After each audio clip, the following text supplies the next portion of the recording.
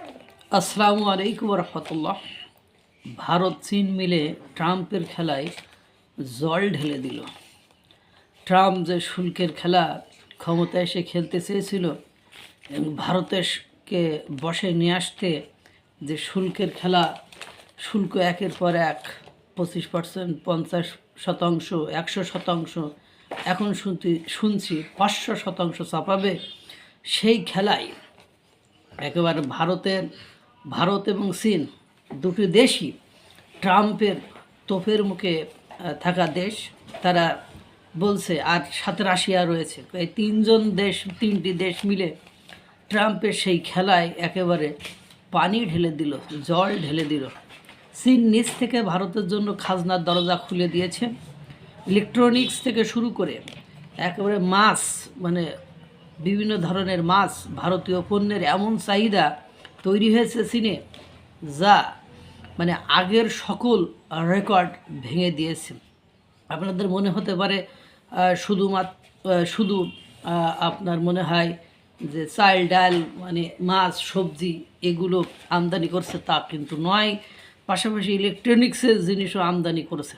আরও ব্রিক্স, আপনারা জানেন ব্রিক্সের মাধ্যমে নতুন মুদ্রা চালু করে একটা ইউনিট করে তার মাধ্যমে ডলারের আধিপত্য ঠেকানোর চেষ্টা করেছে। আর রাশিয়া থেকে তেল কিনলে শুল্ক আরও বেড়ে যাবে, 500% হবে, এরকম ভয়ও ডোনাল্ড ট্রাম্প যখন দেখাচ্ছে।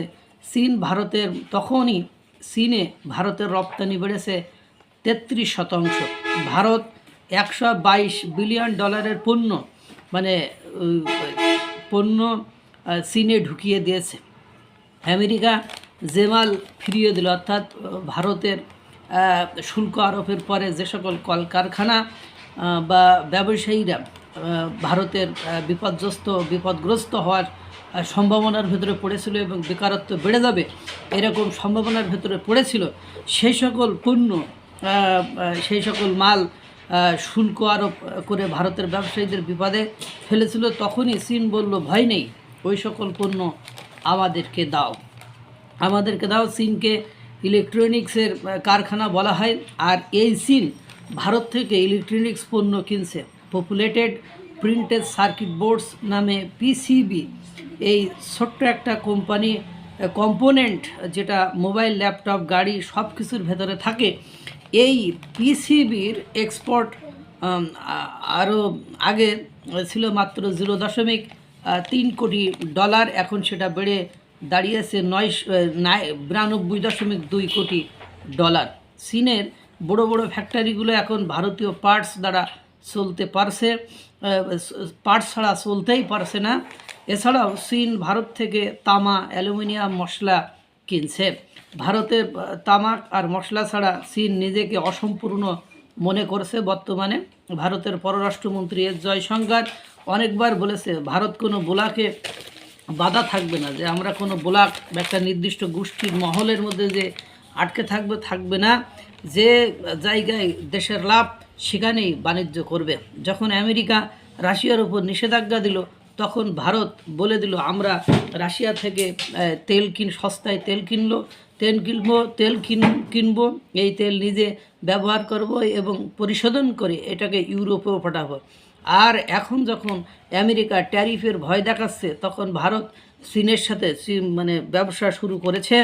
চীনও আমেরিকার নিষেধাজ্ঞা চাপে পড়েছে, তাদের দেশে বেকারত্ব বাড়ছে, অর্থনীতি চাপের মধ্যে পড়েছে। অর্থনীতি সচল রাখতে তাদের বিশাল পরিমাণ কাঁচামাল আর ইন্টারমিডিয়েট গুডস দরকার, এখন সেগুলো ভারত থেকে নিচ্ছে। অর্থাৎ চীন এবং ভারতের সাথে যে বৈরিতা, যে শত্রুতা, সেই বৈরিতা বা শত্রুতা যে ভুলে গিয়েছে উভয় দেশ, তা কিন্তু নয়। কিন্তু নিজেদের দেশকে বাঁচাতে, বেকারত্ব ঠেকাতে, এখন আমেরিকার তোপ থেকে বাঁচতে তাদের বিকল্প আর কোনো উপায় আছে বলে জানা নেই। এখন একমাত্র দেশ রাশিয়া কতটা টানবে।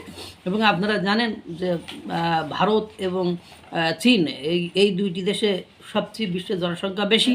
এই দুইটি দেশের প্রভাব যে কোনো দেশেরই উপরে পড়ে। আর এই দুইটি দেশ যখন একসাথে অর্থনৈতিক খেলা খেলছে, তখন মার্কিন যুক্তরাষ্ট্রের ওই চাপ তাদের কোনোভাবে দমাতে পারবে না বা তাদেরকে প্রতিহত করতে পারবে না, এটা বোঝা যাচ্ছে। এর নামই আপনার জ্ঞানীগুণীদের খেলা, এর নামই মাস্টার স্ট্রোক বলে, যে আপনি ইচ্ছা করলেই কাউকে আটকাতে পারবেন না।